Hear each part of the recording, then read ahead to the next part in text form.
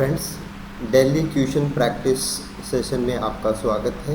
ये special session CSIR life science जो कि अब दिसंबर में एग्ज़ाम होने वाला है उसको लेके आप लोग जो प्रिपरेशन कर रहे हैं उसमें बिल्स द बायो पॉइंट की तरफ से एक फ्री हेल्प प्रोग्राम रहेगा।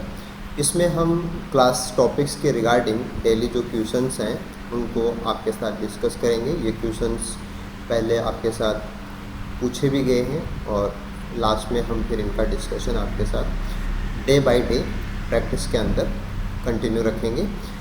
आज के जो हमारे क्वेश्चंस हैं वो इवोल्यूशन यूनिट से हैं और फैस्टली हमारा जो कोर यूनिट इवोल्यूशन है उसके क्वेश्चंस हम आपके साथ डिस्कस करेंगे। तो चलिए बात करते हैं आज के हमारे पहले क्वेश्चन की।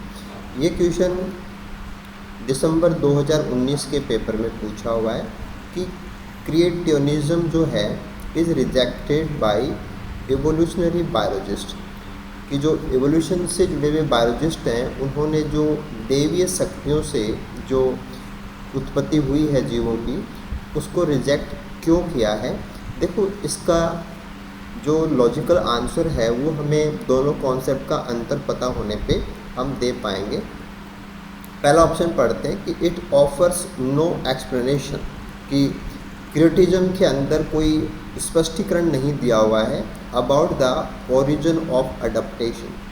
तो ये बिल्कुल से सही बात है कि हम जानते हैं कि इवोल्यूशन में म्यूटेशंस हैं, करैक्टर्स में चेंज हैं, अच्छे करैक्टर्स हैं वो अडप्टेशंस में आएंगे।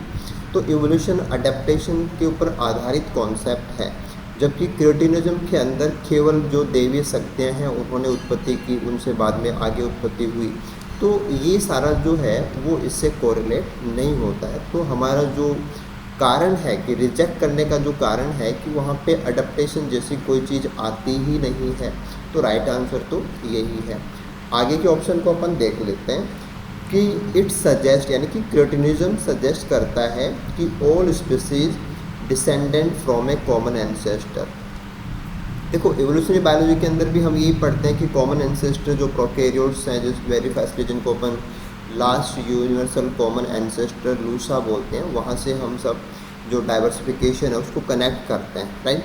लेकिन क्रिएटिनिज्म से इसका कोई कनेक्शन नहीं है। क्रिएटिनिज्म को अगर आप डिटेल में पढ़ेंगे तो वहाँ पे आपको पता चलेगा कि जो प्राइमेट जैसे ऑर्गेनिज्म हैं उनकी उत्पत्ति को जो हमारे बाइबल जैसे ग्रंथ हैं वो सपोर्ट करते हैं। ये कॉन्सेप्ट उनके ऊपर आधारित है, तो ये यहाँ पे रिजेक्ट ही रहेगा।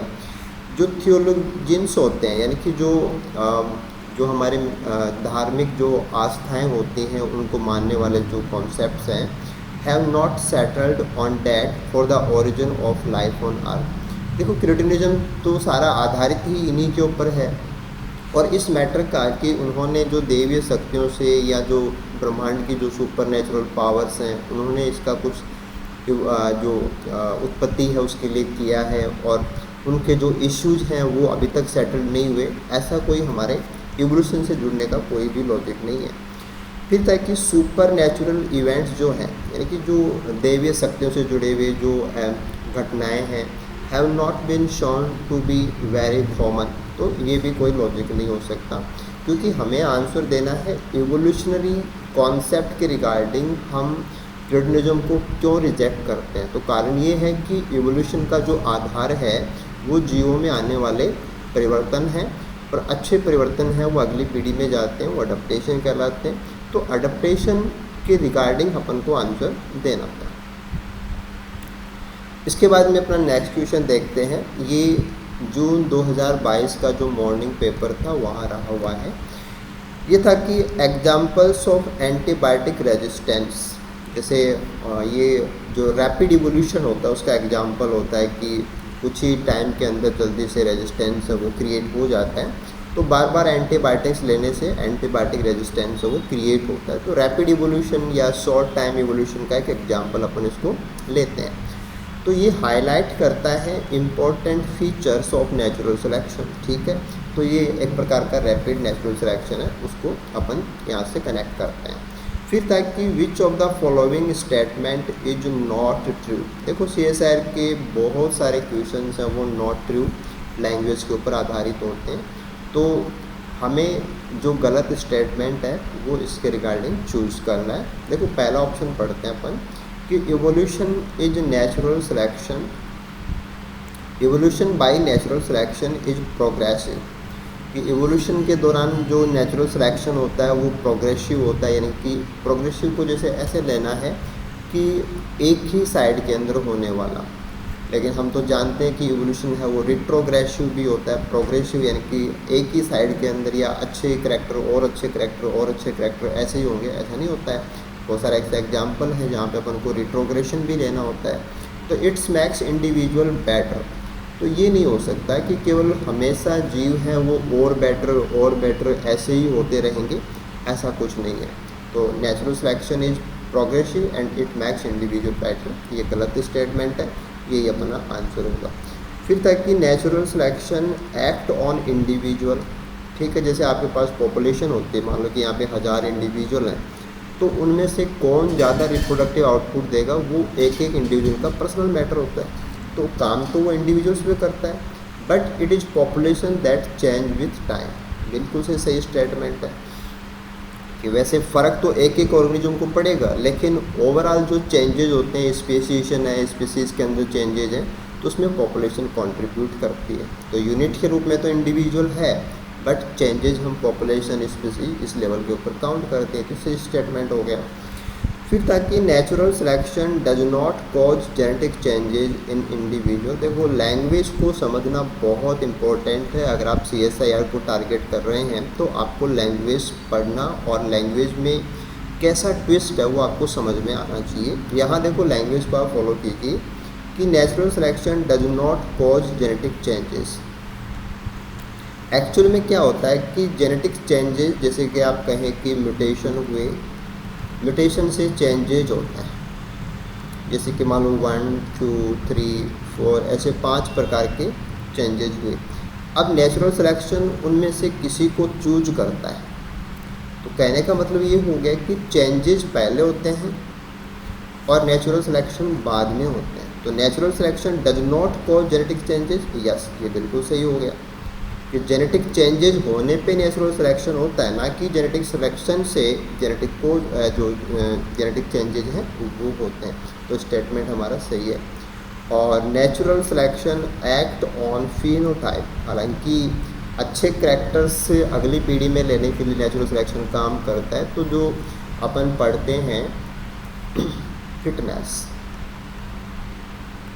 कंपैरेटिव फिटनेस जो होती है कि बाकी ऑर्गेनिजम्स के कंपैरिजन के अंदर कोई पर्टिकुलर ऑर्गेनिज्म अपने कौन स्पेसिफिक जो होते हैं, सेम स्पीसीज के जो इंडिविजुअल्स होते हैं उनसे कितने अच्छे करैक्टर रखता है, वो सिलेक्शन के लिए काम आते हैं। तो करैक्टर्स की जब बात आती है तो वो फिनोटाइप होता है। तो अच्छे लक्षणों वाले जीव हैं वो ज़्यादा ऑफ स्प्रिंग बना पाते, ये फिटनेस होते हैं, उसको अपन कैपिटल W से रिप्रेजेंट करते हैं। तो नेचुरल सिलेक्शन फिनोटाइप पे काम करता है, ये भी बिल्कुल से सही स्टेटमेंट है।